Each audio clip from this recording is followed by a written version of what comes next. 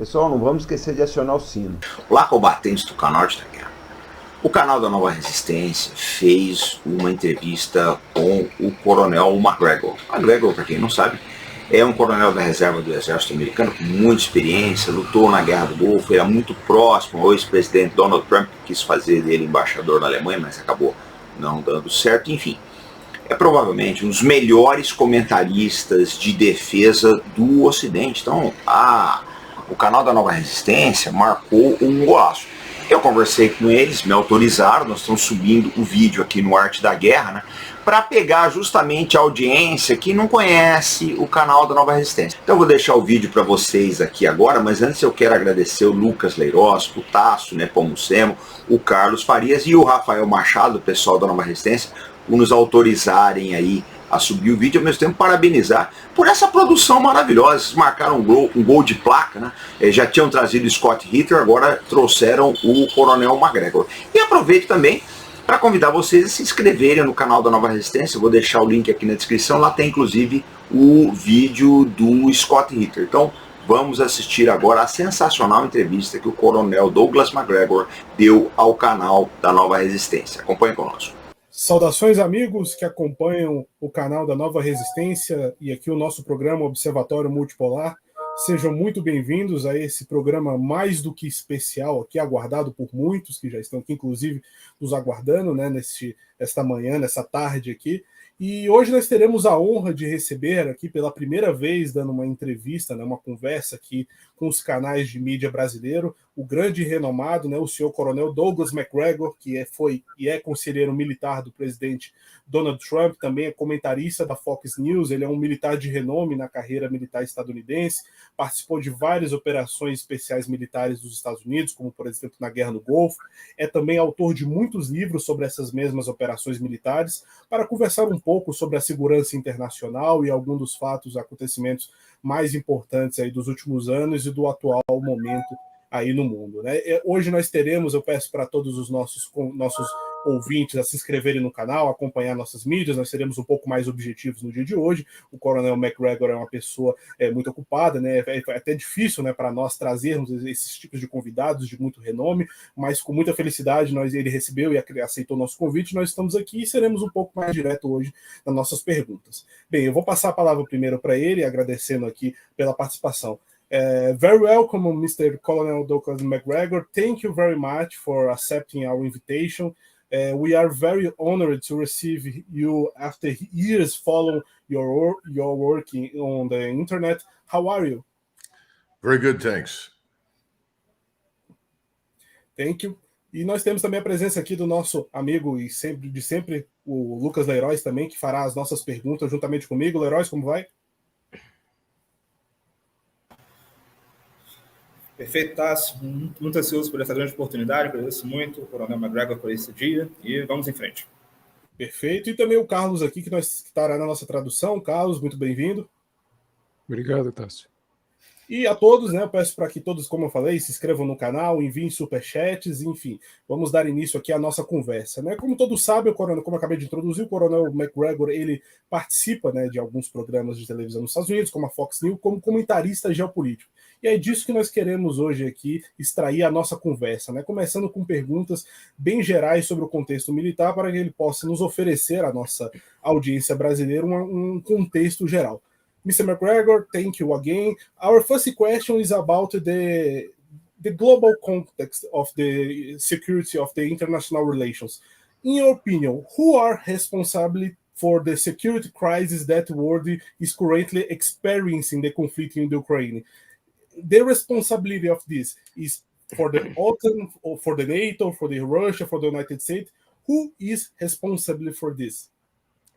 It's important to understand that in the aftermath of the collapse of the Soviet state system and the withdrawal of Soviet forces back to the Soviet Union, a promise was made, both in writing as well as verbally, to Mr. Gorbachev, who at the time was president of the Soviet Union, eventually to become Russia, that we would not advance the border of NATO to the edge of the Soviet or future Russian state. In other words, we would not take advantage of the Soviet Union's weakness by replacing Soviet forces in the various countries in Eastern Europe, Lithuania, Latvia, Estonia, Poland, the Czech Republic, Slovakia, Hungary, Romania, with US and NATO forces. So the real problem from the very beginning was with this promise and our subsequent decisions through a series of administrations, beginning with President Clinton, to begin incorporating former Warsaw Pact states into the new expanding NATO alliance. This culminated in 2007, 2008 in Budapest at the conference when Mr. Putin, as the new president, made it very clear that any attempt to push US and NATO or allied forces to the border with Russia was unacceptable and would provoke a conflict potentially.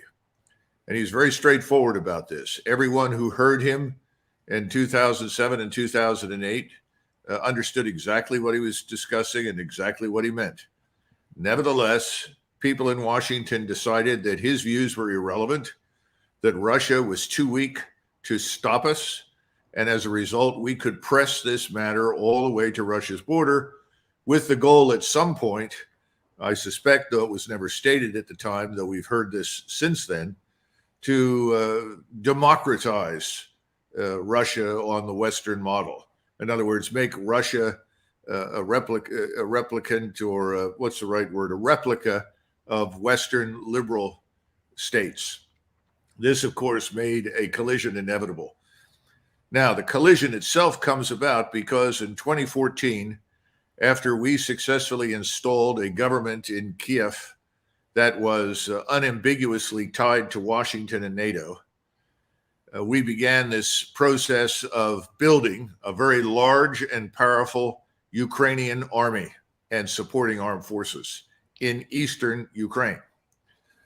Finally, we also allowed the Ukrainians to continue their war against the Russian-speaking provinces in eastern Ukraine, Donetsk and Luhansk, to the point where some 14,000 people were killed over the last 8 years, the subsequent 8 years, trying to survive constant shelling and attacks by the Ukrainian government.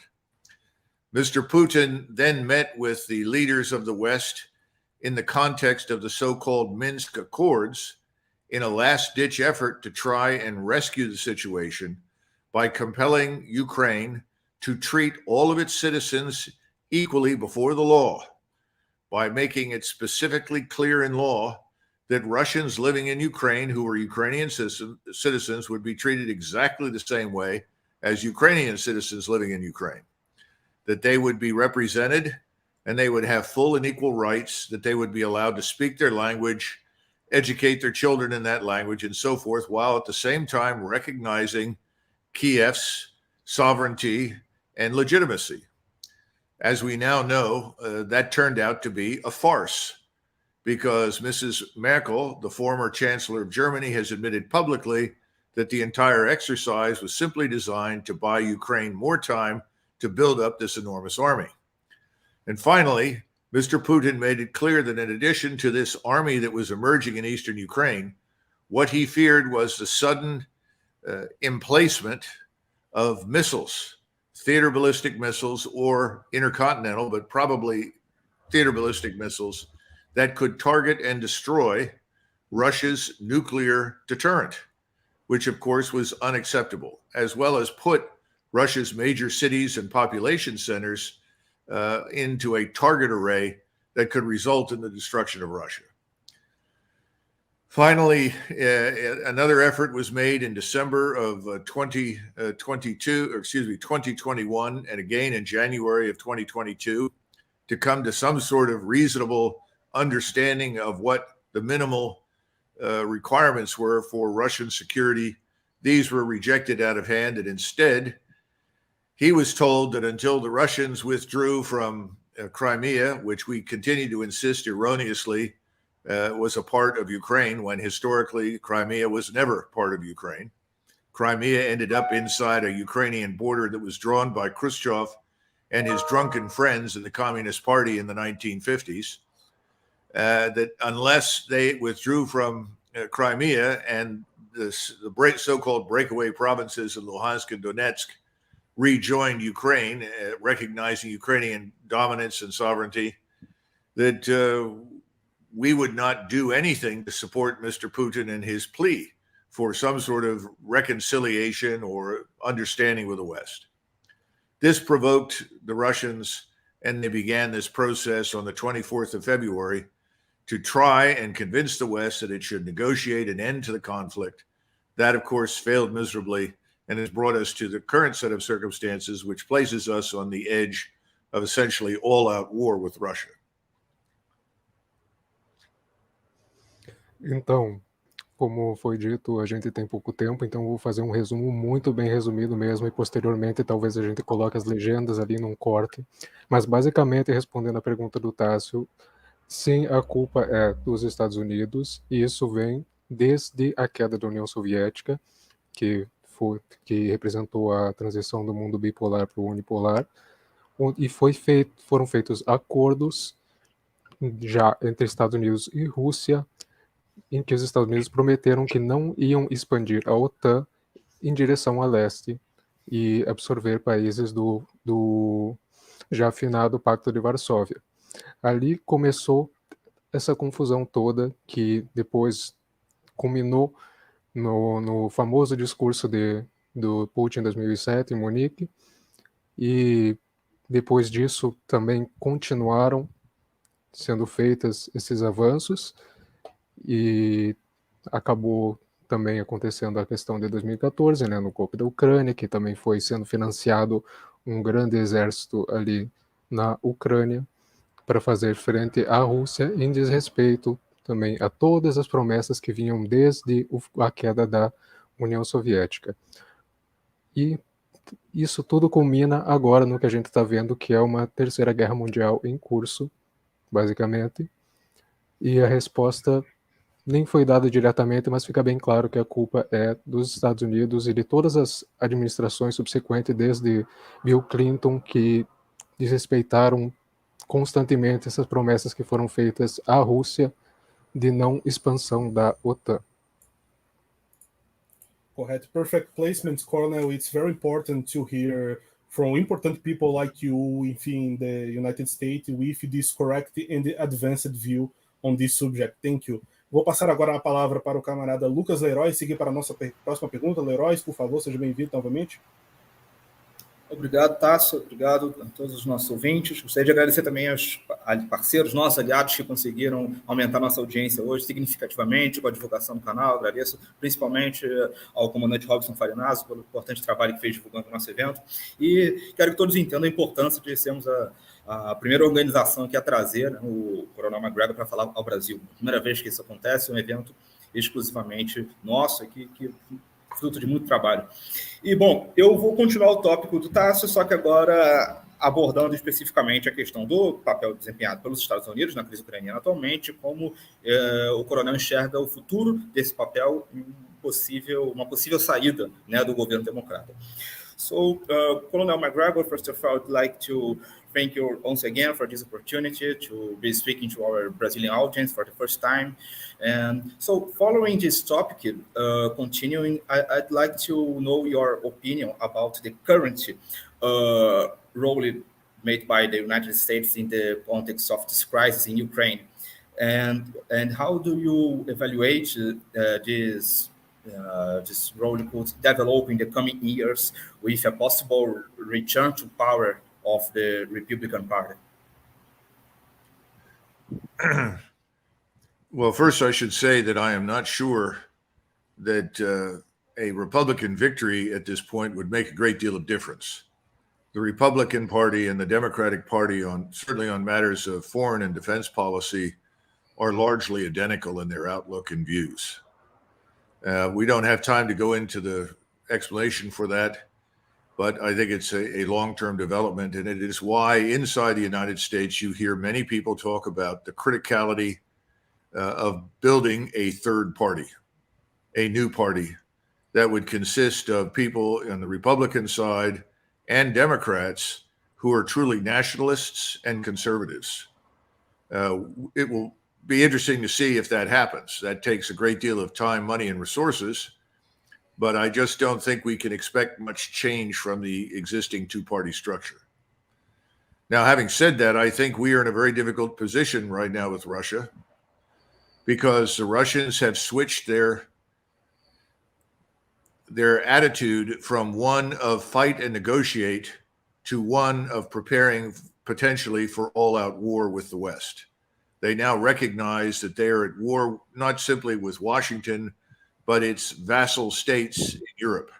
I say vassal deliberately because you have a group of elites in the western part of Europe and in Washington who are very much the same, many of whom have gone to the same schools, share the same attitudes and values, and they are committed to this confrontation with Russia.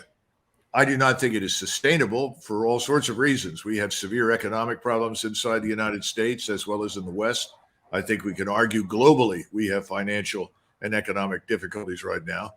I also think that inside the United States, our social cohesion, I don't know how you translate that, but it's a very important concept, is at an all-time low.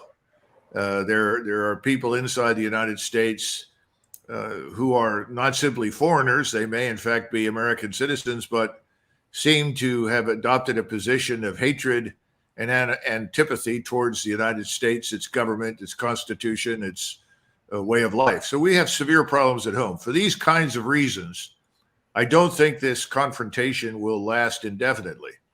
We simply have too much trouble and too much work to do at home to maintain this hostile posture overseas against Russia, or for that matter, China. But in the meantime, the Russians are determined to put an end to the Ukrainian threat to their country. Whatever emerges at the end of this process, Ukraine will not be a member of NATO. I am quite frankly increasingly convinced that NATO itself may not survive, because just as much of the American population feels alienated from its government, large numbers of Europeans, particularly in France, Germany, and Great Britain, are feeling alienated from their governments. So I expect to see turnover in the leadership of European states that will also object to this permanent state of conflict with Russia. There are very few people today who know anything about Russia who believe that Russia is interested in conquering Eastern Europe. That is simply nonsensical. What they want to do is do business. Russia is different from the West, but it doesn't mean that Russia is evil. And I think more and more Europeans are coming around to that understanding. Então, ele falou sobre a questão da possibilidade dos republicanos voltarem ao poder, que isso não faria muita diferença, que em termos de política externa, republicanos e democratas são praticamente idênticos. E isso não é um problema partidário, é um problema de elites, porque todos esses indivíduos que compõem tanto o Partido Democrata e Republicano foram às mesmas escolas, tiveram a mesma educação, têm os mesmos valores intrinsecamente liberais, então isso torna completamente idêntico em muitos aspectos e não mudaria muita coisa. Nisso ele também falou que é urgente a criação de um terceiro partido, muito em função disso. Um partido que seja nacionalista e conservador e que realmente tem uma postura diferente em política externa. Ele falou que esse conflito com a Rússia não é sustentável, porque os Estados Unidos agora têm um problema, do termo que ele usou, que ele disse que é muito importante, coesão social. Os Estados Unidos têm muitos problemas em casa, ele disse, muitos problemas domésticos, internos. Isso torna completamente inviável e, francamente, uma loucura que a guerra seja mantida por muito mais tempo. É simplesmente insustentável. Até porque agora, diz ele, que a Rússia passou a ver isso tudo como uma guerra, de fato. Uma guerra no sentido irreversível da palavra. Antes ela estava buscando negociações, acreditava que era possível, mas agora ela realmente entendeu que a coisa não tem mais volta e está encarando de fato como uma guerra. E ele também disse que acha que, francamente, a OTAN também pode não sobreviver, muito pelos mesmos, em função da mesma coisa que pela qual os Estados Unidos não podem manter essa guerra, que é um problema de coesão social também, nas questões externas dos países da OTAN, na União Europeia. E ele falou que quem acredita que a Rússia realmente quer se apossar imperialisticamente dos países do leste europeu é louco. Que a Rússia não tem essa intenção, e quem acredita nisso, francamente, está louco. A Rússia é diferente do Ocidente, não subscreve os valores liberais do Ocidente, porém, isso não torna ela má. Ou seja, é uma perspectiva já multipolar. Thank you, Colonel McGregor, for this response. And I will explain português first. Então, agora eu vou continuar, né, a entrevista passando para uma pergunta que acredito que seja principal aqui por parte do nosso público. Todo mundo quer saber a opinião de um especialista militar, de um veterano de guerra, quanto ao cenário militar do conflito, ao cenário real. Nós temos aí na mídia brasileira muita propaganda pró-Ucrânia, muita propaganda pró-OTAN, pró-Kiev, dizendo que a Ucrânia está vencendo a guerra. Mas, segundo a opinião de alguns outros analistas, isso não é verdade. Nós gostaríamos também de pedir ao Coronel McGregor que comentasse essa situação conosco. So, Colonel McGregor, I think that this question is the most important for our interview, because from all sides we can see information stating that one side or another is winning or losing the conflict in some way. In Western media, the opinion that Ukraine is defeating Russian troops is very common. But when we see the opinions of some military experts, the situation seems to be different. So based on your experience and military expertise, what is the condition on the battlefield today? Is it possible to point who is more successful? What is the reality of the operation at this time? Or, in other words, who's winning? Today, there are roughly 700,000 Russian troops on the periphery of Ukraine or in southern Ukraine.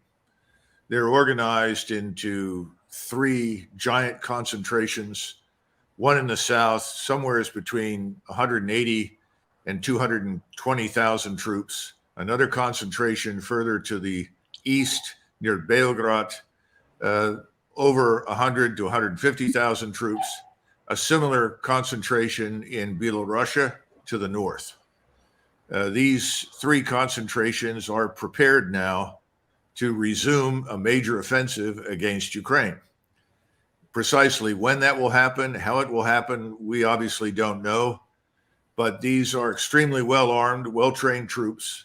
They include the 300,000 reservists that were mobilized. In addition to that, there are 80,000 volunteers that have shown up to fight. And we see a lot of evidence that mobilization is quietly being continued in Russia, which suggests to us that the Russians are prepared in the event that we should try to intervene in this war to fight a larger war. The Russians have not taken heavy casualties by the standards of the day, and that's not surprising because their systems that do most of the damage, artillery, rocket, missile systems, have inflicted 75% of the damage on Ukrainian forces. For every one, well, let's put it this way, every day the Ukrainians are capable of firing perhaps 600 to 6,500 rounds a day. In other words, 6,500 rounds maximum. Every day, Russian forces can fire 60,000 rounds a day, which means that if you are within range of Russian forces, your ability to move, your ability to survive, particularly if you are static and dug in, is about nil, nothing. And as a result, the Ukrainians have lost at least 150 to 160,000 dead Ukrainian soldiers. They've taken at least 400,000 casualties. There are reports that there may have been as many as over 200,000 Ukrainian troops killed at this point. The Ukrainians have been through 12 mobilizations. Their manpower resources are almost exhausted. they are forcing what is left into uniform to fight at the quote-unquote front in southern Ukraine. Ukrainians are doing everything they can to avoid this, since they regard being sent to the front as a death sentence. The numbers of Ukrainians left inside Ukraine under Zelensky's control are somewhere between 18 and 22 million. This is from an original population of 37.5 million at the beginning of the war. Over 10 million Ukrainians have left the country. 2 million Ukrainians were already working in the European Union and the United Kingdom. 4 million Ukrainians who are really Russians and speak Russians are living happily under Russian administration now in southern and eastern Ukraine.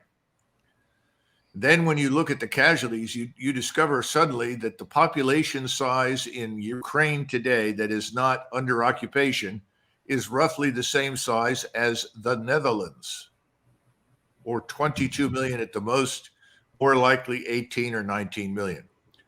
The 10 million people that have left Ukraine, whenever they have been interviewed in the West, all say with absolute conviction they will not return. I would argue that the Ukrainian state, perhaps the Ukrainian nation, has been effectively destroyed in this war. Why the Russians have not already launched these remaining offensives with the hundreds of thousands of troops at their disposal is unknown to me. I think it could happen at any moment.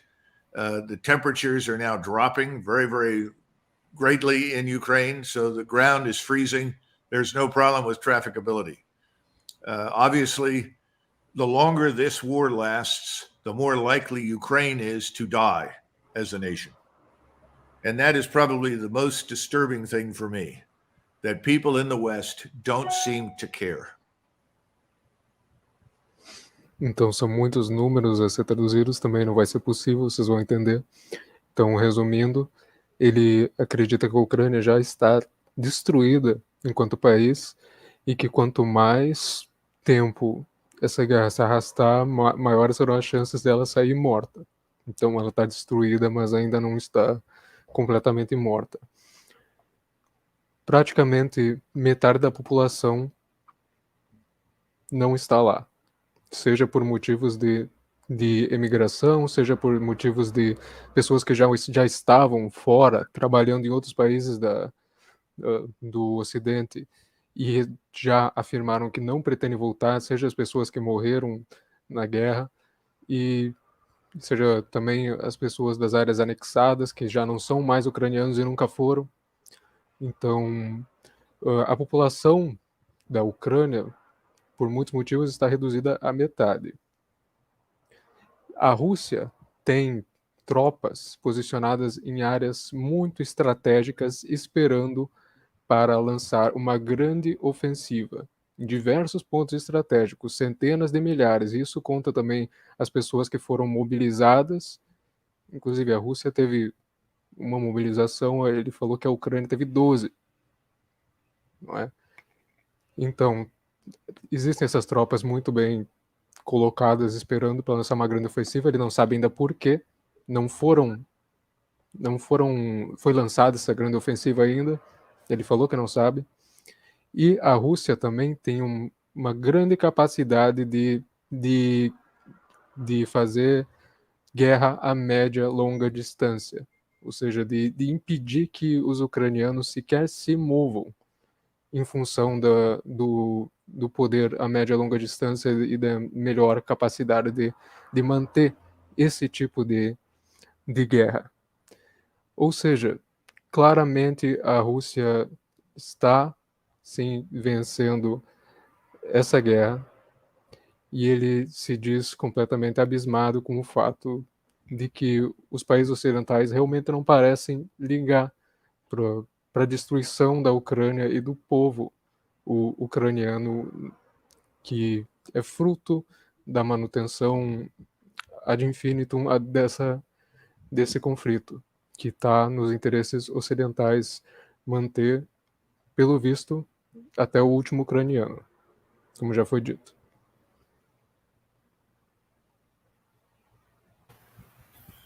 Thank you, Mr. McGregor, for your response, and Tasso will make the next question.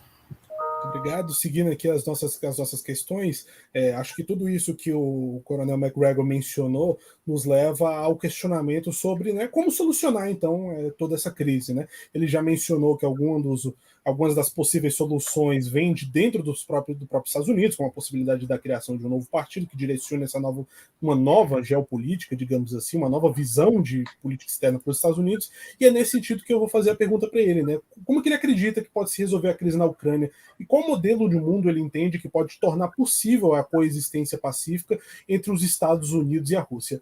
McGregor, after all these questions, what do you believe to be necessary for an effective solution to resolve the crisis in Ukraine? What model of world do you understand that would enable a peaceful coexistence between the United States and Russia in a situation of geopolitical balance? Is the United States ready for a multipolar order now? Well, those are two important questions. The second one is probably the most important. Is the United States ready to live in a so-called multipolar world? Well, to be frank, it doesn't make any difference whether the United States is ready for it. It already lives in a multipolar world, which is a normal condition of the planet. And in a multipolar world, great powers normally pursue policies that are designed to avoid dangerous conflict. If you go back over the last 50 or 60 years of American history, almost every president that encountered a crisis involving the Soviet Union or China worked very hard to avoid war, to come up with some sort of solution. Before World War II, and certainly before World War I, most of the great powers in Europe tried to avoid a devastating war. They recognized that there would be limited conflicts, but they worked hard to bring them rapidly to a close. That, of course, was because of the experience with Napoleon Bonaparte, which caused the deaths of millions and destroyed Europe. I think we need to live in that kind of world again, where there's a recognition that there will be disputes, but these disputes should be settled amicably if they can. And if there is any fighting, it has to be limited and of short duration, because it is not in anyone's interest to destroy our civilization. Not sure we are there yet. We still have lots of people who are convinced that we remain the sole superpower, which is nonsense. There are several great powers of which we are one. We may be stronger than most, but in many areas we are not. But this is a longer term issue, and I don't think it's a problem for the American people. And this is something that your population needs to understand, the people you are talking to. Most Americans on any given day are completely disinterested in what happens outside the borders of their country, because frankly, most of what happens in the world does not affect them. We're a very large country. We're much more concerned with what we are doing to ourselves right now than anything we are doing overseas. So the multipolar world question is a good one. It's too soon to say, but eventually we're going to have to live with that, whether we like it or not. Now, can you go back and explain the first question? You asked a question before the multipolar one. I took the second one first. What was the first? About the solutions for the Ukrainian crisis. What do you believe to be necessary for an effective solution now in this model of the world of the multipolarity? No one in Washington right now wants to admit that they made a mistake. They miscalculated. They thought that Russia was weak, that Russia could be isolated and bullied. They were dead wrong. Russia cannot be isolated. It is resource rich. It is surrounded by states and nations that are happy to do business with it. In fact, Europe will eventually do business with Russia again as well. So that was nonsensical. Secondly, they misunderstood the initial phase of the operation. Putin went in with a small force that was designed to create the conditions for negotiations. He was not interested in destroying Ukraine and killing large numbers of Orthodox Christian Ukrainians or Orthodox Christian Russians. He miscalculated, and he conveyed an impression to the West that Russia was militarily weak. It isn't. And that's what we're seeing right now. It is very powerful. And now Russia is going to return, I think, for the foreseeable future to a position of great military power in Europe and Asia that it once occupied in the past, because it sees no alternative to that to protect itself against us. Now, how do we get past all of this and try to put an end to this destructive war? Number one, Washington should step forward, preferably the president, and say, we want to have negotiations, talks, discussions with the Russians without preconditions. No preconditions. In other words, drop all the nonsense about Russia must be humiliated, Russia must withdraw, Russia must do any of these things. That's unrealistic nonsense. It's an excuse for no solution. That needs to stop. If these talks go forward at some point, then we can talk about a potential ceasefire. But those two things must happen first. One, peace negotiations without preconditions, and eventually a ceasefire. But if you're sitting in Russia's position right now, having been lied to by us repeatedly about a whole range of things, why would you agree to a ceasefire? Russia is dominating the battlefield. It is poised to destroy what remains of the Ukrainian armed forces. It's not going to agree to a ceasefire. So the best that you can hope for right now are talks without preconditions. And when I say without preconditions, I mean without preconditions. There will have to be arrangements, adjustments to borders. And this is not the first time in the history of Europe that great powers have settled wars by adjusting borders, particularly in Ukraine, where the borders have shifted dozens and dozens of times over the last several hundred years. This is how peace is made. So clinging to this nonsensical idea that this Soviet-era construct drawn by Lenin and subsequently expanded by Khrushchev has any meaning needs to be dropped. Então, ele vê como a única opção agora uma iniciativa do governo estadunidense de negociar sem pré-condições, segundo ele.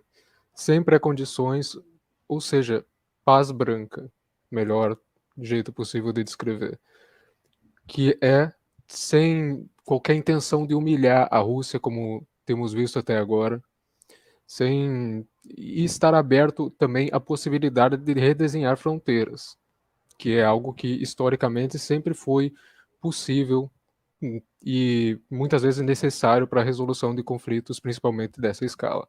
Redesenhar as fronteiras, especialmente da Ucrânia. Ali.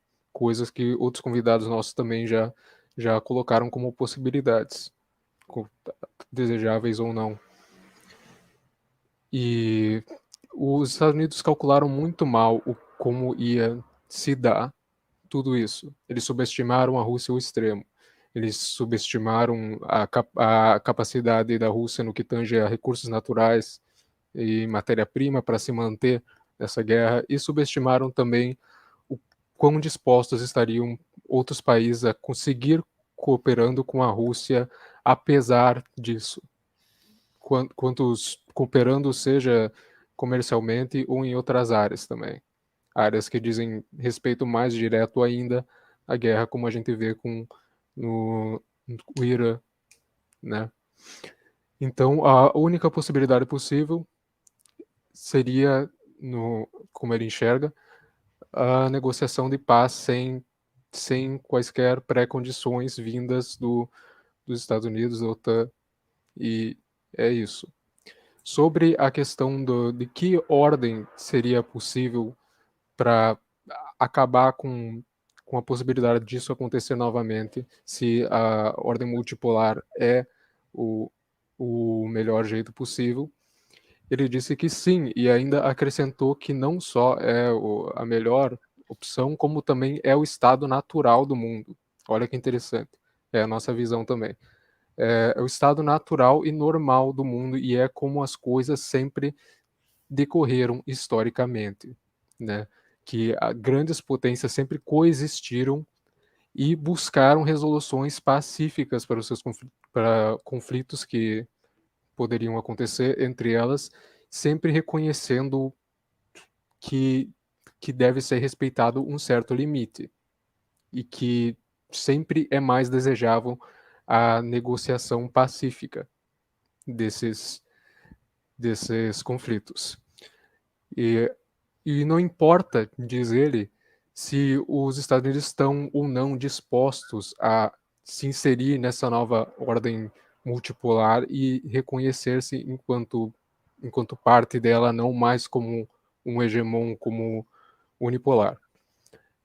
E porque já estamos nessa nova ordem multipolar. Então, os Estados Unidos reconhecendo ou não é redundante, porque ele já é parte disso e precisa urgentemente reconhecer-se enquanto tal, porque, como ele disse, os Estados Unidos vivem uma ilusão de que são os maiores em todos, viveu até agora uma ilusão de que é o maior em todos os sentidos possíveis, só que não.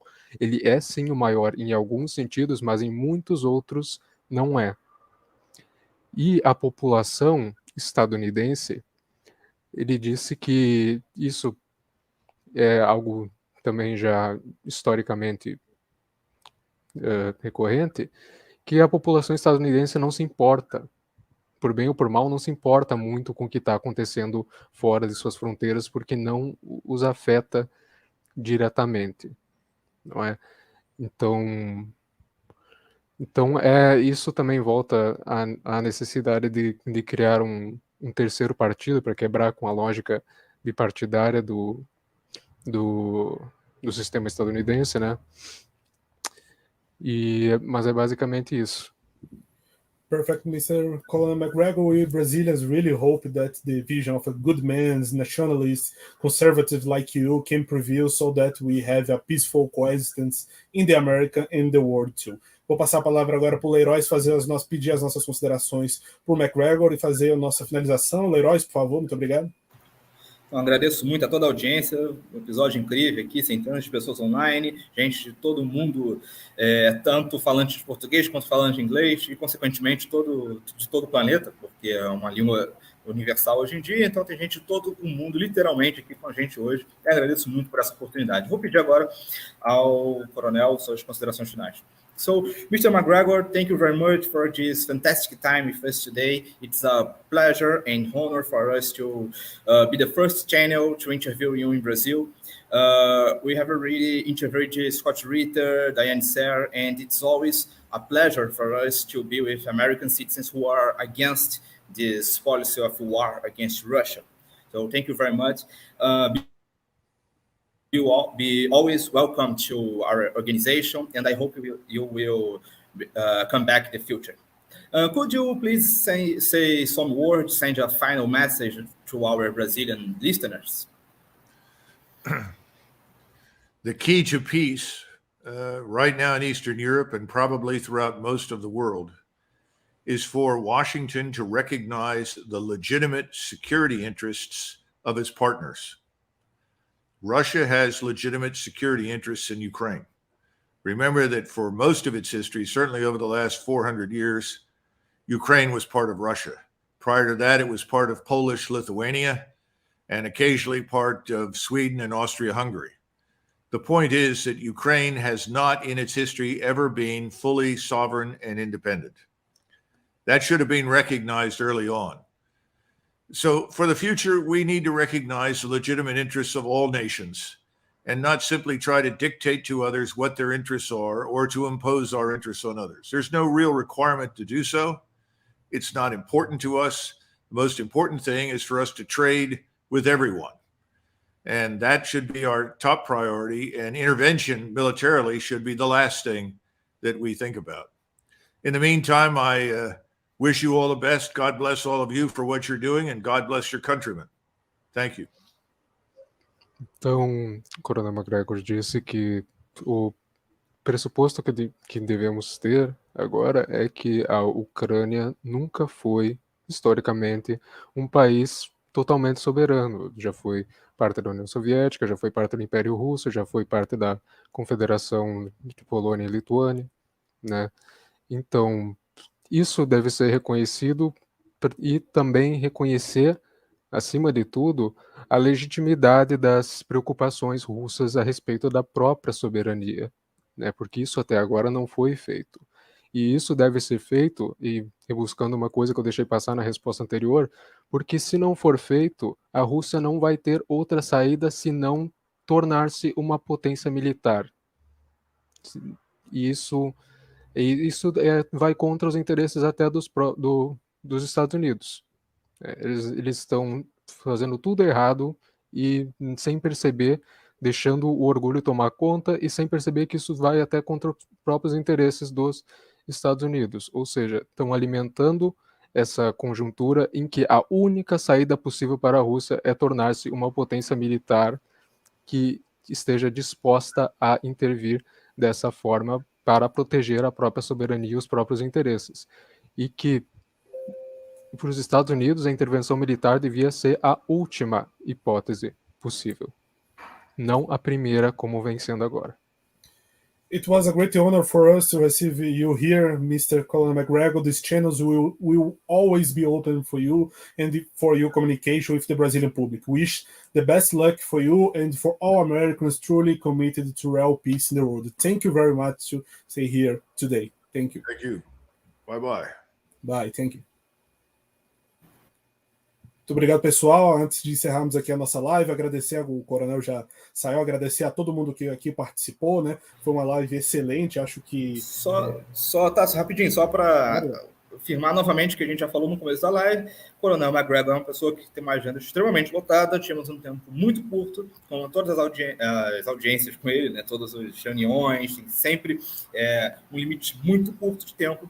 Nós não podíamos fazer algo muito extenso, então muita gente mandou mensagem, muita gente mandou ali perguntas, não conseguimos repassar a ele, porque tínhamos um catálogo já de perguntas para ser feitas, porque o tempo era muito curto. Agora, nós vamos também, caso alguma coisa tenha sido omitida ali na tradução, nós vamos fazer recortes e divulgar essa live o quanto possível, porque, bom, repetindo, né, a primeira vez que o Coronel Douglas McGregor fala ao público brasileiro, muito importante essa live, uma live histórica. Eu agradeço a todos e peço a compreensão com eventuais correrias, né? Fazem parte aí da rotina de entrevistar pessoas desse nível. Não estamos aqui com influencers, né? Não estamos aqui com pessoas que estão influenciando ali, meros jornalistas, nada disso. Estamos aqui falando de alguém que é conselheiro de Estado nos Estados Unidos, alguém que foi conselheiro do último presidente americano.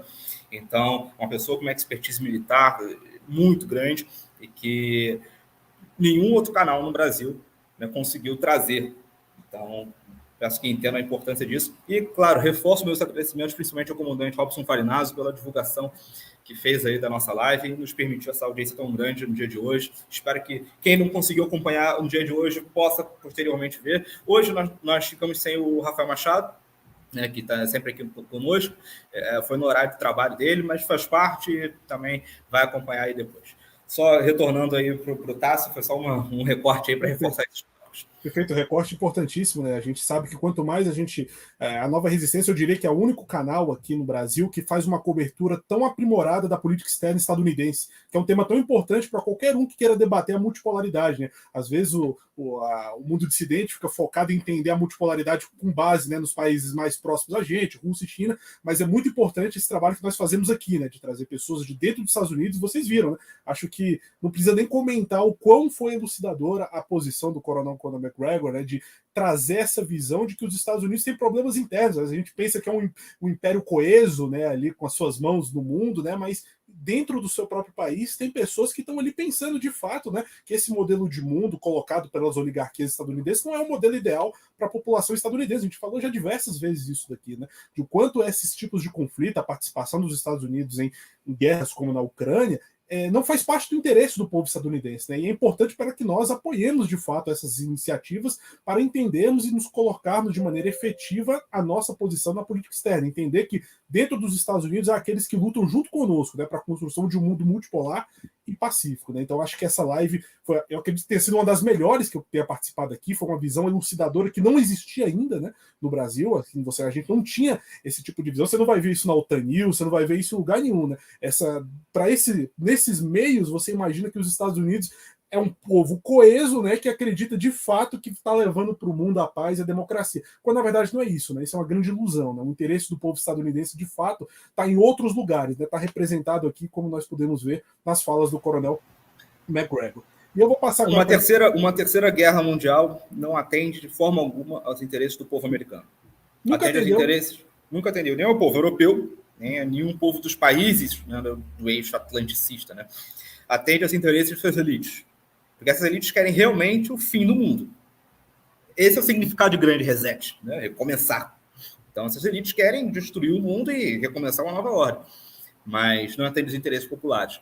E há pessoas nos Estados Unidos, na Europa, interessados em garantir os interesses populares, em evitar a catástrofe. Então, a gente precisa dar voz a esses dissidentes, né, do coração do atlantismo. Então, é importante a gente sempre buscar trazer para o sul global, né, trazer para o Brasil, para a América Ibérica, para todos os países que estão sendo prejudicados pela ordem vigente, as opiniões daqueles que estão no seio do imperialismo e são contra tudo isso.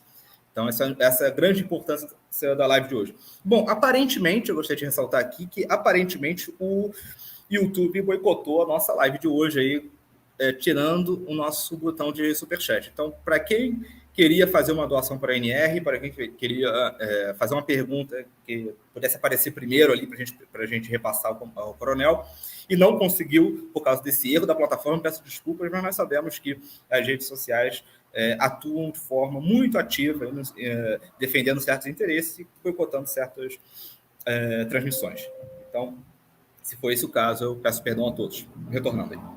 Então, perfeitamente. E também só para ressaltar que o Conor McGregor ele foi indicado pelo presidente Donald Trump durante o seu governo para ser embaixador dos Estados Unidos na Alemanha e sofreu um boicote dentro do Congresso estadunidense para que isso não ocorresse. Agora você imagina alguém com essa visão que nós tivemos aqui hoje, sendo embaixador dos Estados Unidos na Alemanha, com aquilo tudo que nós já discutimos sobre a Alemanha aqui, né? Sobre que a Alemanha é uma das principais prejudicadas na Europa pela guerra na Ucrânia. Então é importantíssimo dar espaço a esse tipo de pessoa, é importantíssimo a gente estar trazendo esse tipo de conversa para que essas pessoas possam, de fato, ainda mais ampliar o seu espectro de influência geopolítica no mundo, né? Para que a gente possa...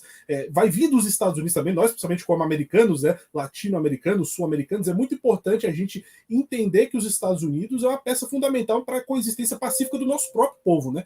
E a gente sabe que pessoas com essa visão, com certeza contribuirão para o nosso progresso aqui, como sul-americanos, né, dentro do mundo multipolar, pela nossa soberania e nossa hegemonia, né? Porque deu para ver o compromisso dele, né? Ele claramente, desde o início, responsabilizou a posição do seu próprio país como responsável por toda essa crise que há desde o final da União Soviética ali no leste europeu, né? Então é um sinal de consciência muito grande, né? Você colocar a mão dentro do seu próprio bolso, né? Dentro da sua própria esfera política, ele é um militar de carreira, né? Ou seja, alguém do Estado, reconhecer isso e indicar um caminho novo, uma perspectiva nova para a política externa do seu próprio país. Então, para a gente finalizar aqui, vou passar de novo a palavra para o Leroyce, não sei se ele quer ainda fazer algum comentário final, e depois vou passar para o Carlos também. Leroyce, muito obrigado pela participação aqui no dia de hoje. Falei demais já fiz vários cortes aí na sua fala, desculpa, mas é isso, eu agradeço a todos. Eu vi muita gente aqui no mundo inteiro, literalmente, e em relação aos países falantes de português, eu vi gente da África, vi gente, né, também de outros países falantes de outras línguas, que não são nem o português nem o inglês, mas que estavam entendendo a live, né, nas falas do coronel. E, bom, isso demonstra a importância fundamental, né, da internacionalização dessa discussão, da necessidade de um mundo multipolar. Né? Porque, como o coronel McGregor falou, algo que também já havia sido comentado pelo Scott Ritter, quando nós o entrevistamos, os Estados Unidos não tem nenhuma opção a não ser se adequar à nova ordem mundial multipolar. Eles já estão inseridos nela. A transição geopolítica não depende da vontade americana. O que depende da vontade americana é se isso vai ser pacífico ou não, se isso vai culminar numa guerra catastrófica para o mundo inteiro, ou se vai ser algo mais maleável. Por isso que a gente perguntou se eles estão preparados, né? Porque sim, o fato está aí. A questão é se está preparado ou não para ele. Né? Exatamente. Mas, até como a gente comentou, quando ocorreu os referendos em Donetsk, Lugansk, Zaporozhye e Kherson, nós comentamos que aquela era a data de nascimento da multipolaridade, a partir daquele momento. Um povo votou pela sua liberdade, saiu de um país, se uniu a outro, ignorando todo o hegemon americano, o hegemon da OTAN. Então, aquela, para mim, é a data de nascimento da multipolaridade, se eu tivesse que colocar. Né? Então, esse é o fato. Estamos já num passo muito avançado de transição. O mundo já não tem mais um polo. Hoje em dia, você pode dizer não aos Estados Unidos da América. Se o Washington vai aceitar isso pacificamente ou não, nós não sabemos. Né? Agora, só quem tem a se prejudicar com isso é o próprio povo americano, com as decisões tomadas por seus líderes. nós sabemos aqui, estamos trazendo para o canal justamente pessoas, né, que estão dentro dos Estados Unidos condenando as posições do seu próprio governo. Isso é muito importante. Então, já agradeci imensamente ao Coronel por essa oportunidade. Reforço, nós somos o primeiro canal brasileiro a trazer o Coronel McGregor. Isso é uma coisa muito importante. Nós trouxemos já os 2 maiores analistas militares americanos, McGregor e Scott Ritter. Então, o trabalho que vocês veem dentro da Nova Resistência, vocês não vão conseguir achar em lugar nenhum. Então, contribuam com o nosso trabalho, façam doações, façam a inscrição no canal, mais importante, a inscrição dos nossos canais parceiros e fortaleçam essa causa. Muito obrigado a todos e passo a palavra aí para o Carlos, que é o nosso tradutor de longa data, ficou fora no último mês. Também tivemos a colaboração, né, de outros tradutores, mas está de volta aí. Antes de passar para o Carlos, eu quero só agradecer aí o trabalho dele hoje, porque eu sei que o trabalho dele hoje não foi fácil, né? Ele teve que fazer não só um trabalho de tradução, mas um trabalho de resumo, né? De realmente fazer uma concisão ali dentro das falas do McGregor e fez de maneira perfeita, com as colocações necessárias, com as adaptações corretas para o entendimento do nosso público no tempo limitado que a gente tinha. Então, Carlos, muito obrigado pelo trabalho de hoje. Passar a palavra aqui para você fazer seus comentários. Muito obrigado, e como o Leroy disse, a gente trouxe os 2 maiores analistas estadunidenses aqui, e eu tive o prazer de ser intérprete dos 2, então muito obrigado, Nova Resistência, por me proporcionar isso, e também de nada ao público por poder estar proporcionando isso para vocês também, porque é realmente incrível. O que eu falei antes sobre, na última resposta, pode não ter ficado claro, a questão da coesão social, que ele bateu nessa tecla, que está faltando muito isso lá nos Estados Unidos. E por que isso pede um novo partido, que eu tinha dito antes? Porque essa falta de coesão social é muito fomentada por esses 2 partidos lá, tanto os democratas quanto os republicanos, a fim de justamente tornar os estadunidenses, o povo estadunidense, alheio ao que se passa fora de suas fronteiras, porque todo estadunidense que se faz ciente do que realmente está acontecendo fora de suas fronteiras, os mandos e desmandos que o seu país faz lá fora, são poucos, mas todos os que estão cientes disso são contra. Ou seja, precisamos de que eles lá tenham um novo partido que bata nessa tecla e que estimule também o povo a se fazer cada vez mais consciente do que se passa lá, porque isso, já foi dito, vai contra os interesses deles mesmos, não é? E também é importante porque isso, em alguma medida, também acontece aqui, né? Que isso está sendo estimulado aqui, essa falta de coesão social, né? Que aqui a gente chama mais de polarização, né? Que acaba nos tornando mais alheio às questões que realmente importam, a essa mudança de paradigma, a importância da inserção do país nessa nova ordem multipolar que a gente está, em muitos sentidos, negligenciando, procrastinando e que a gente vai se arrepender muito. Perfeitamente. Muito obrigado, Carlos. Agradecer também aqui ao nosso camarada Bernardo na parte técnica, sempre atrás aqui das cortinas, mas também com a participação sempre muito especial, né? Coordenando aqui as mensagens, colocando em destaque aqui na tela para as mensagens de todos vocês. A gente, como o próprio Leroy falou, nós lemos as mensagens, mas hoje, infelizmente, pelo tempo, pela demanda que o Coronel McGregor tem na sua vida particular, profissional, né, não deu para poder ficar transmitindo as mensagens, nem mesmo comentando todas elas. Então, novamente, agradecer a todos, a todo mundo que participou, a todo mundo que acompanhou, a todo mundo que compartilhou aqui a nossa live, que fez um Pix para a Nova Resistência. Hoje nós sofremos a boicotagem aí do YouTube, como o Leroy falou, mas nós estaremos sempre aqui, né, sempre fortes e firmes, trazendo aqui o melhor conteúdo para todos vocês. Reforçando também a mensagem para todo mundo deixar um like aqui no vídeo, se inscrever no canal, seguir as páginas da Nova Resistência, né, todas as redes onde ela ainda estiver presente quando você estiver assistindo aqui esse vídeo, seguir no Telegram também, que é um dos nossos canais principais de comunicação, e, novamente, né, também acompanhar o nosso site. Então, agradecendo, muito obrigado a todos que vieram aqui esta tarde conosco, e até a próxima, pessoal. Muito obrigado. A cibersegurança é uma das carreiras mais importantes do mundo hoje. Os contextos de guerra e da vida cotidiana estão diretamente ligados a isso, pois as ciberguerras e os ataques cibernéticos contra governos e empresas têm se tornado cada vez mais comuns. Por isso, o Brasil precisa de profissionais qualificados para atender a demanda do mercado e para a defesa cibernética de empresas, governos e pessoas. Se você quer se tornar um cybersoldado e um profissional em defesa digital, conheça a HackerSec. O link para conhecê-los está na descrição deste vídeo.